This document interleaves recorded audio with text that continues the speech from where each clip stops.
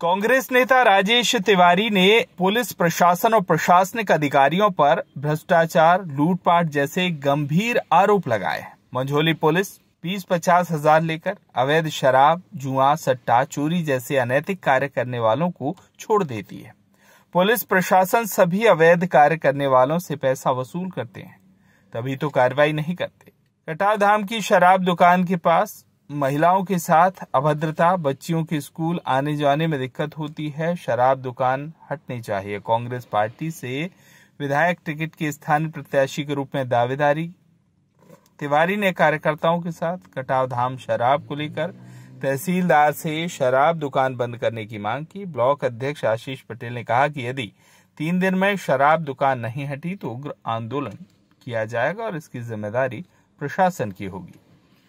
सारे क्षेत्र को आप सभी को पता है कि कटाव धाम तीर्थ स्थल है, दार्शनिक स्थल है। वहाँ पर बाहर से न जाने कितने भक्त आते हैं।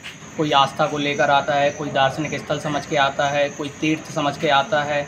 सब अपनी अपनी आस्था को लेकर वहाँ आते हैं और वहाँ आकर जब देखते हैं तो जैसे ही वहाँ प्रवेश करने के लिए निकलते हैं तो वहाँ से आप देखेंगे कि कैसे शराब की दुकानें खुली हुई हैं, कैसे आप देखेंगे कि मांस मदिरा वहाँ बिक रहा है। लोग क्या करते हैं, मांस मदिरा वहाँ से लेते हैं और सीधा जाके घाट पे बैठते हैं।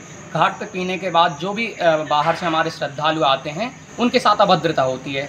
आसपास के गांव की जो माताएं बहनें हैं वहाँ जलधारा बह रही है जैसे, तो वहाँ पे डुबकी लगाने भी जाते हैं तो कहीं ना कहीं उनके साथ भी अभद्रता होती है। उस अभद्रता को देखते हुए हम लोगों के पास कई बार वहाँ के क्षेत्रीय लोगों ने फ़ोन लगाया। ये समस्या बहुत बड़ी विकट बनती जा रही है, उसको लेकर आज हमने ज्ञापन दिया है और माननीय कलेक्टर महोदय जी से निवेदन भी किया है कि इसको तत्काल प्रभाव 4 दिन के अंदर इसको ख़त्म किया जाए। यदि ख़त्म नहीं किया जाता है तो हम वहाँ पर धरने पर बैठेंगे। धरने पर बैठने के बाद भी अगर सुनवाई नहीं होगी तो जो उचित होगा यूथ कांग्रेस है लड़के झगड़ के अपनी बात मनवाने के लिए तैयार रहेगी। आशीष पटेल नाम है, मैं मंझौली ब्लॉक अध्यक्ष हूँ यूथ कांग्रेस में। जो पार्टियों के द्वारा भ्रष्टाचार नहीं हो रहा है, भ्रष्टाचार जो हो रहा है ऊपर से हो रहा है। जैसे विधायक स्तर, सांसद स्तर, मंत्री स्तर, प्रदेश स्तर पर जो भ्रष्टाचार है उसकी गंगा मंझौली में बह रही है। मंझौली में किसी भी मैं चैलेंज करता हूँ, चाहे वो सांसद हो चाहे मंत्री हो, एक भी काम चाहे पुलिस प्रशासन से हो, चाहे जनपद से हो, चाहे जहाँ हम खड़े तहसील में, एक भी काम बगैर पैसा के करा दी तो हम राजनीति छोड़ देंगे। इतनी बड़ी भ्रष्टाचार की गंगा यहाँ पे बह रही है कि भ्रष्टाचार के अलावा तो कुछ है ही नहीं।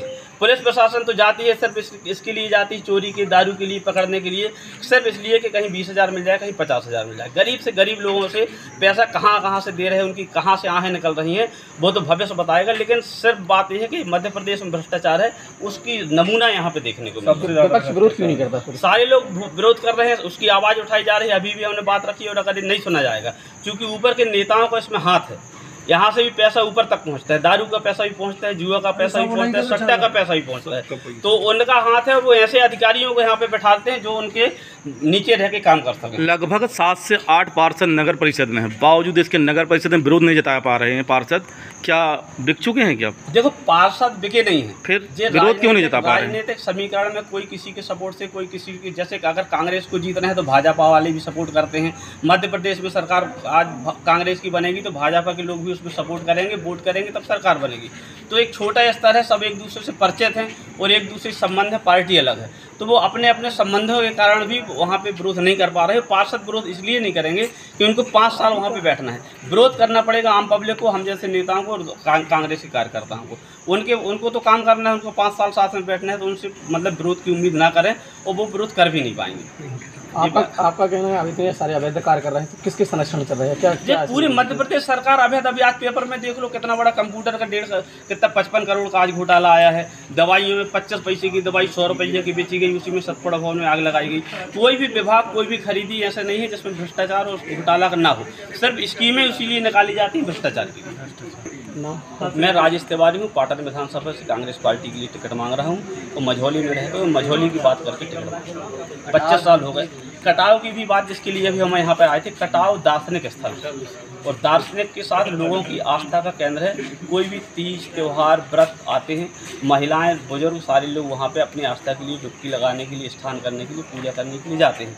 और वहाँ पे दारू की दुकान खुली हुई है, शराब बिक रही है, मांस मदिरा अंडा की दुकानें लगी हुई हैं, जिससे वहाँ का माहौल ख़राब है। लड़कियाँ, बेटी और स्त्रियाँ जो वहाँ पे जाती हैं उनके साथ भी अभद्रता होती रहती है और लोग वहाँ पर माहौल अच्छा नहीं है। उसके लिए हम यहाँ पे आए हैं। हमने मांग रखी है कि कटाव में किसी प्रकार से जो अवैध काम हो रहे हैं, जुआ सट्टा भी हो रहा है, अवैध शराब बिक रही है, ऊपर खुली हुई दुकानें और अंडा बिक रहा है, मांस मछली बिक रही है, उसको बंद किया जाए और दार्शनिक स्थल को, भगवान के स्थान को भगवान के स्थान जैसे पवित्र बनाए रखने के लिए प्रयास किया जाए। और अगर ये प्रयास इन पर कार्रवाई नहीं करते तो शीघ्र उसके लिए हम आंदोलन करें। जबलपुर से आशीष बात्री की रिपोर्ट।